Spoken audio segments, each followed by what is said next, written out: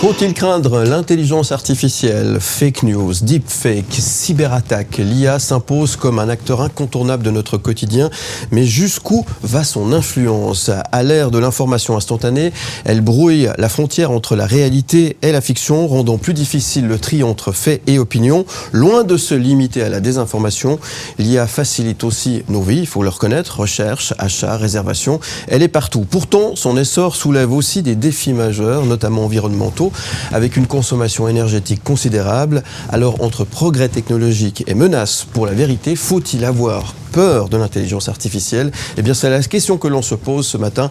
Nous allons débattre sur ce sujet avec Mike Pérez, qui nous fait le plaisir de rester avec nous autour de la table. Merci Mike d'être là. Avec Virgile, qui nous a rejoint. Bonjour Virgile. Bonjour Philippe. Avec David Letard aussi, qui est avec nous ce matin. Et puis Thomas Lécuyer aussi. Bonjour Thomas. Merci d'être là. Un sondage en ligne sur le site mlemedia.ch. Faut-il craindre l'intelligence artificielle? Je vous propose de jeter un petit coup d'œil aux chiffres qui ont un petit peu bougé. 64%, vous dites oui quand même. Mike Perret, 64% des gens ont peur de l'intelligence artificielle.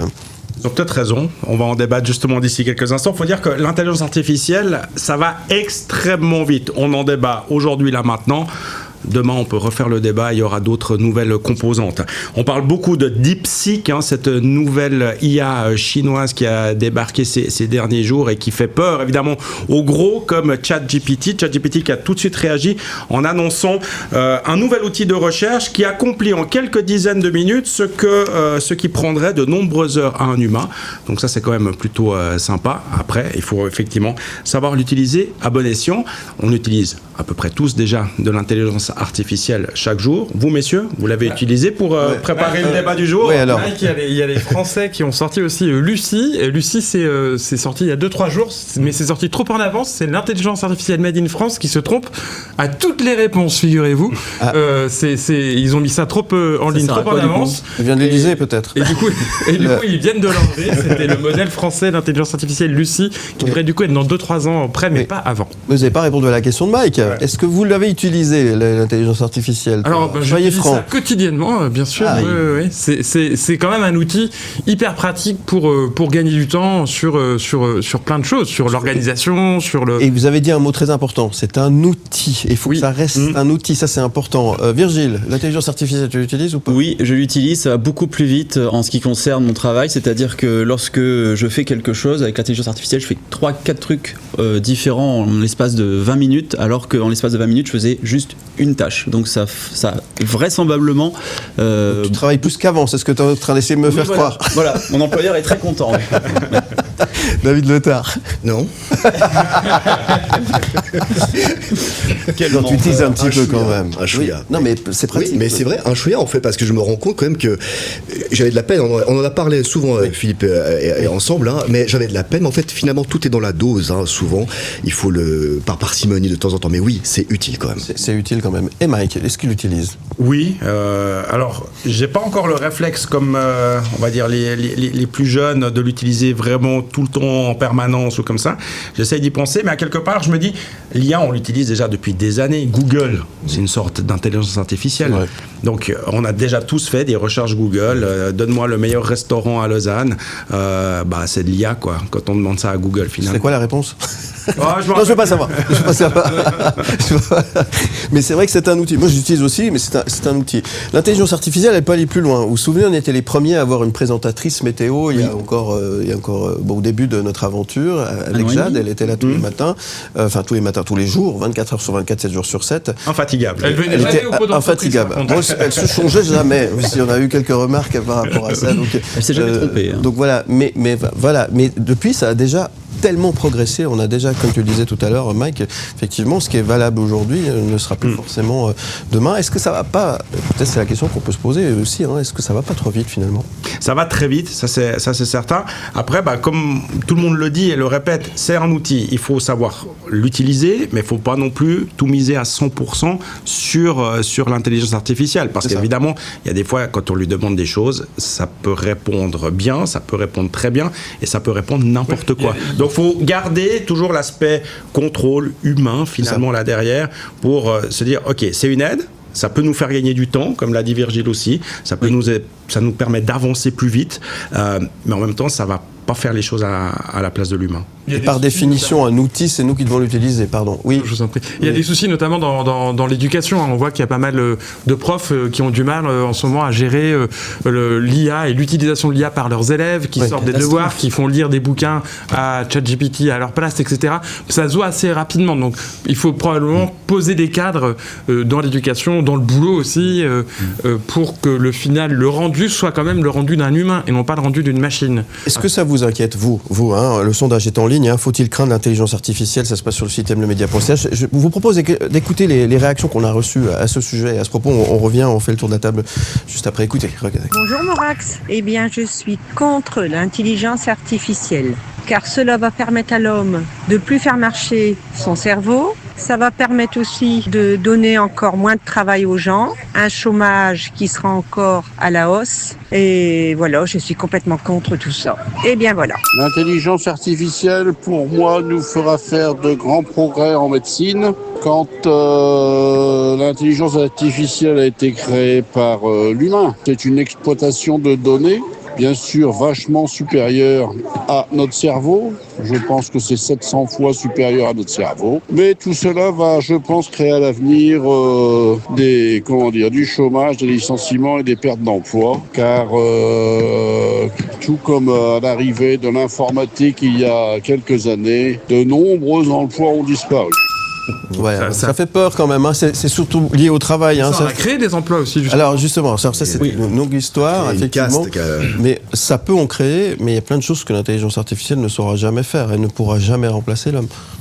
Oui, alors on voit qu'elle commence à pouvoir opérer des gens à distance, toujours avec l'aide, évidemment, c'est toujours le chirurgien qui commande, mais on voit que ça remplace l'homme dans plein de postes, mais surtout ça va créer plein de nouveaux emplois. Il faut bien se rendre compte aussi que le développement de ces logiciels, le développement de ces entreprises, la manière qu'il va falloir utiliser pour pouvoir les contrôler, pour pouvoir les surveiller, ça va créer plein d'emplois qu'on n'imagine pas encore. Ouais. Vous aviez peut-être vu cette étude qui avait été faite avec une intelligence artificielle. On parlait du monde médical, parce que le monde médical, c'est vrai que c'est quelque chose qui va permettre de pouvoir avancer. Ils ont questionné 3 ou 4 médecins un peu partout dans le monde, et ils ont pour faire un comment est-ce qu'on appelle, un bilan de santé d'une personne qui avait quelques soucis de santé. Les 3 ou 4 médecins qui ont été questionnés donnaient chacun une autre version, faisaient un diagnostic, voilà, cherchez le mot, complètement différent. Et la vérité, ces mêmes questions ont été posées avec les mêmes symptômes à l'intelligence artificielle, et la vérité, c'est l'intelligence artificielle qui a donné la bonne réponse. Donc là, ça peut susciter effectivement quelques réactions, se dire finalement, est-ce qu'on n'est pas complètement dépassé finalement? Est-ce qu'elle a moins de chances de se tromper que l'homme? C'est là où peut-être aussi la frontière entre le pour et le contre se positionne aujourd'hui. Qu'est-ce que vous en pensez de ça? Parce que ça, c'est véritable, c'est vrai. Oui, mais il est fort possible qu'on ait peut-être créé un monstre. Mais comme bien souvent dans l'histoire, on crée quelque chose qui fait qu'à un moment donné, ça risque de nous bouffer. Et moi, je comprends ce sondage-là, que les gens se posent des questions. Alors oui, l'intelligence artificielle, dans votre exemple, oui, forcément, peut-être oui qu'il a raison, parce qu'il a plein de données qui fait qu'il a reçu, voilà. L'outil. Mais je peux comprendre que ça fait quand même peur dans tellement de sujets. Moi, il y a quelque chose qui m'a marqué, vous avez vu Charles Bietri, qui a malheureusement la maladie de Charcot, une sale maladie, qui a fait une interview dans 7 à 8 dernièrement. Grâce à l'intelligence artificielle, il a pu donner ses réponses. On pouvait entendre, l'intelligence a recréé sa voix. C'était très émouvant de voir ça. Donc ça, c'est ce côté positif. Et je comprends, je me souviens plus le prénom des personnes qui en parlaient, je les remercie d'avoir téléphoné à M le Média. Je comprends leur interrogation aussi par rapport à la suite, parce qu'il y a quand même des grandes questions. Juste pour terminer, moi, ce qui m'a marqué il y a une année, un peu plus d'une année, c'est le patron de Google. Qui a fait énormément d'argent, d'accord, qui est à la retraite. Et puis il s'est dit, tiens, il y a l'intelligence artificielle qui arrive, je vais ressortir de ma retraite et je vais travailler là-dessus. Travailler pourquoi? Parce que moi, je pense qu'il y a énormément de fric à se faire avec l'intelligence artificielle. C'est ça surtout. Au-delà des postes, c'est surtout du fric pour les Virgile. En ce qui concerne l'intelligence artificielle, moi, ce qui me fait vraiment peur, c'est le fait que ça aille trop vite. Mike dit que ça va vite, mais moi, je trouve que ça va vraiment trop vite. ChatGPT, ça fait 2 ans et demi que ça existe, et on l'utilise vraiment régulièrement depuis 1 an et demi. Je pense que l'intelligence artificielle, ça devrait vraiment être réservé aux grandes entreprises, à tout ce qui est recherche scientifique, et pas donner l'accès à cette intelligence artificielle au grand public. Mais je pense qu'au grand public, on risque d'en faire des utilisations frauduleuse. Moi, je suis pas d'accord avec vous. Vous définissez un peu cet outil comme un monstre. Moi, je crois que l'intelligence artificielle, c'est comme les Russes et les requins, c'est avant tout des excellents méchants de cinéma. Est-ce qu'on a créé un monstre ? Le cinéma nous nourrit depuis 50 ans, et les livres de science-fiction nous nourrissent depuis 50 ans de robots qui parlent de contrôle de l'humanité, de super-ordinateurs. Enfin, on a cet ennemi imaginaire dans la tête, malgré nous, qui est insufflé notamment par Hollywood. Est-ce qu'on a créé un monstre ? C'est ça. J'ai pas dit qu'on a créé un monstre. Mais je crois pas. Non, je crois qu'on a créé un super outil et qu'il faut savoir s'en servir. Une perceuse, c'est un outil. Vous pouvez très bien faire des trucs horribles avec une perceuse. Une simple question. Est-ce que nous avons créé un monstre qui, à un moment donné, risque de nous bouffer ? On a créé un outil qui peut être dangereux. On n'arrivera pas à les mettre d'accord avant la pub. Pour moi, c'est ça. C'est juste ça.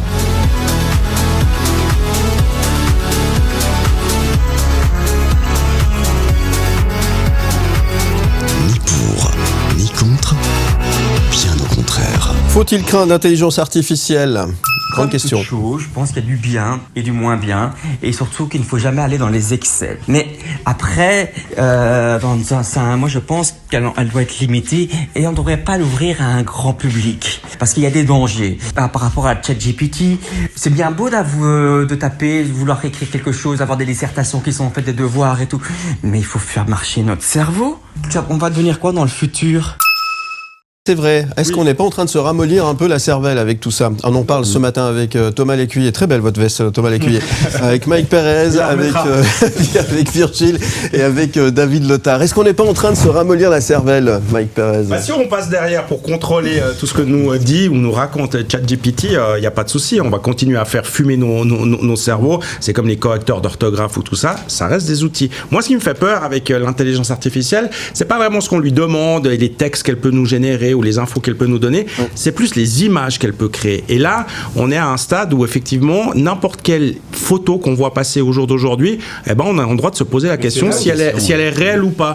Il y a eu le cas pendant la campagne aux États-Unis, cette fameuse photo Kamala Harris et Donald Trump qui s'embrassaient carrément. Il y a aussi Trump avec des Afro-Américains, mais bon, ça.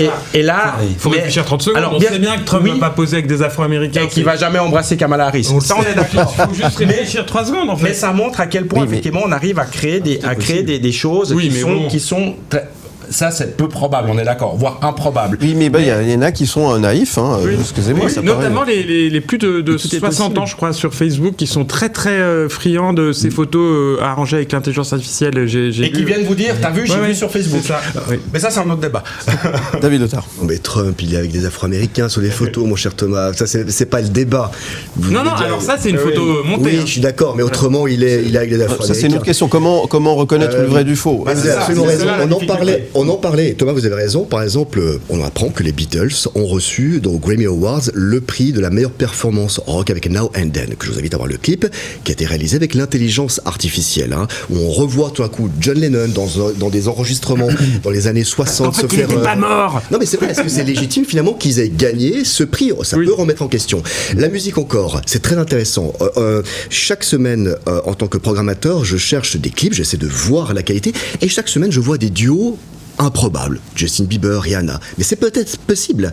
Et je suis là, en fait, je perds du temps à contrôler si réellement ils ont fait un duo ensemble. C'est fou. Il y a 10 000 titres par jour, rien que sur la plateforme Deezer, créés grâce à l'intelligence artificielle. C'est là où je dis que ça va créer des nouveaux jobs, parce que dans peu de temps, il y aura des gens qui vont le métier, ce sera ça, de vérifier si c'est vrai ou si c'est faux. À partir de 2028, c'est environ, j'ai noté le chiffre, 4 milliards de dollars de pertes pour les créateurs, les vrais créateurs de musique.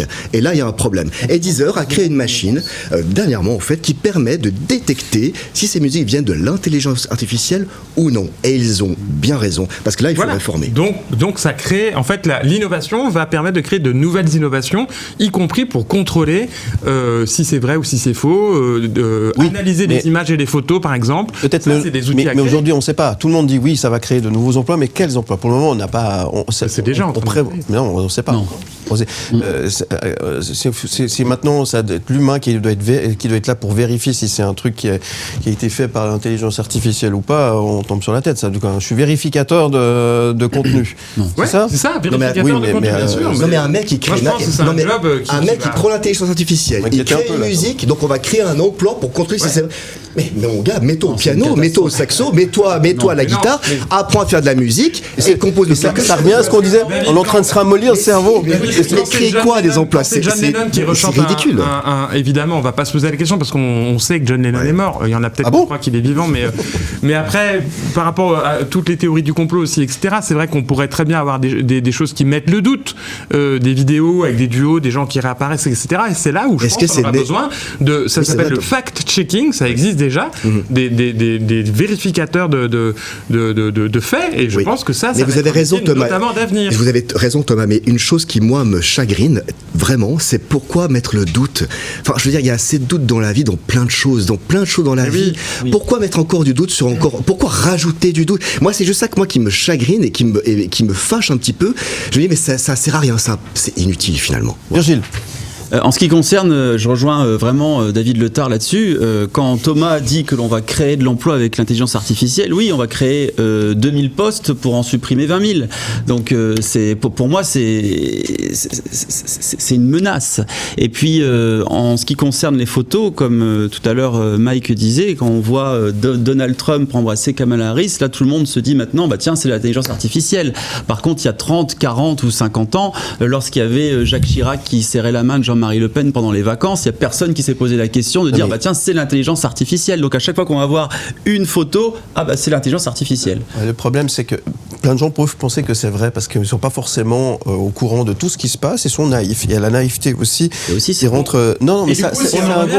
Mais parce qu'on ramollit le cerveau de tout le monde. Oui, c'est quoi le débat de la semaine dernière? On en revient au débat de la semaine dernière sur l'importance du journalisme et justement la recherche de la vérité, le fait de savoir. Et si on se retrouve avec un ChatGPT n'est pas un journaliste. Avec un événement réel, improbable, mais réel, on va tout de suite le remettre en doute, justement. C'est vrai. On se dit, non, mais c'est pas possible, ça c'est de l'IA. Alors que, oui, c'était peut-être impossible, improbable au départ, et finalement ça a quand même eu lieu. Donc là, la frontière. Qui gagne un match non, ça arrive régulièrement, dernièrement. Soyez pas mauvaise langue. Tu vas pas te faire des copains, toi. La frontière, elle est très compliqué, voire impossible maintenant à détecter entre ce qui est vrai et ce qui est faux. C'est une grande jungle. Hein. C'est un peu comme les débuts d'Internet. On a laissé aller. Et puis là, maintenant, on va essayer par quelques moyens, essayer de trouver la possibilité de pouvoir... comment dire, un peu réguler la chose, mais c'est trop tard. La jungle, ça a commencé. C'est impossible maintenant de revenir en arrière sur ce qui est déjà fait.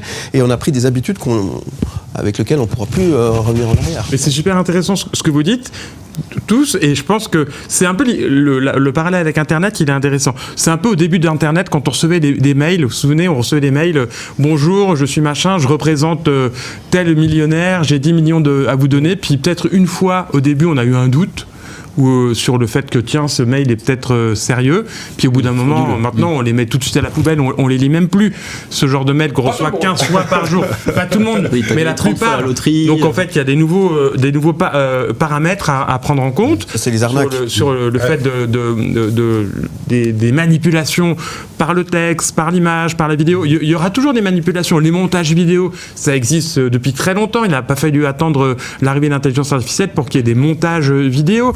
Des vérités qu'on nous cache depuis, je veux dire, parlons de Kennedy, l'assassinat de Kennedy. Enfin, il y en a plein. Enfin, il n'y a pas besoin d'un super ordinateur pour manipuler la vérité. Ça, c'est sûr. Comme vous l'avez dit tous, il faut savoir faire marcher son cerveau. Voilà. Toujours. Marcher notre cerveau. Ça ne va pas remplacer la réflexion. Un parachute. Il faut que ça soit ouvert pour que ça fonctionne. Bah, voilà.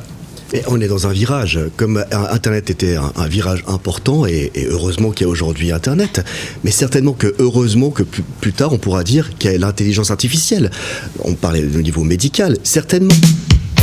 Moi je dis juste, et je répète ce que j'ai dit au début, est-ce qu'on a créé un monstre qui peut-être va nous bouffer? Ça me fait penser à 2001 l'Odyssée de l'espace, moi. Hein. Le truc qui commence à partir en cacahuète. On peut être pour ou contre, peu importe. Bien au contraire. En tout cas, ce qui est sûr, c'est qu'on va devoir vivre avec. On va devoir vivre avec.